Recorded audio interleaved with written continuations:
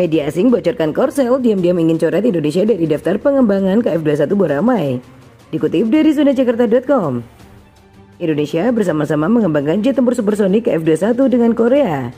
Namun belakangan ini mengusulkan untuk membayar hanya 600 miliar won dari total nilai kontrak sebesar 1,6 triliun won sebagai kontribusi pengembangan. Kemungkinan Indonesia hanya menerima sepertiga dari transfer teknologi pada tahap tersebut. Menurut keterangan Munhwa, proyek KF21 adalah proyek di mana Korea dan Indonesia sama-sama mengembangkan KF21 dengan investasi sekitar 8,1 triliun won untuk biaya pengembangan sistem antara tahun 2015 dan 2026. Pada Januari 2016, Indonesia menginvestasikan 1,7 triliun won, kemudian dikurangi menjadi 1,6 triliun won. Ini merupakan 20% dari total biaya proyek dan memutuskan untuk memproduksi 48 jet tempur generasi berikutnya di Indonesia setelah menerima satu prototipe dan data teknis. Namun, ada laporan dari media asing yang menyebutkan bahwa Korsel berencana mendepak Indonesia secara diam-diam.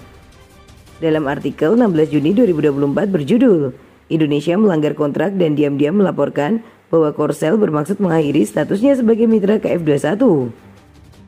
Melaporkan bahwa Seok Jong-geun, Kepala Administrasi Program DAPA Korea Selatan, mengatakan kepada media Korsel bahwa Indonesia memiliki masalah besar.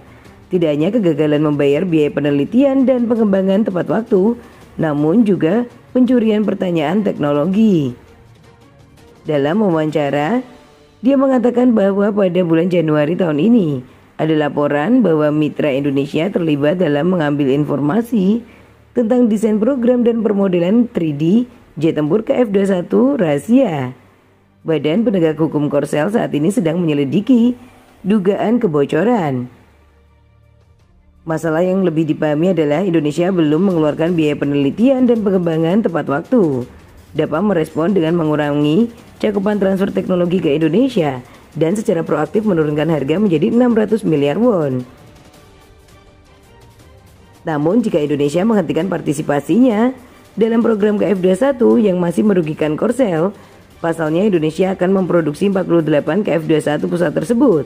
Jika kontraknya selesai, akan menjadi pijakan penting bagi Korsel di pasar pertahanan Asia Tenggara.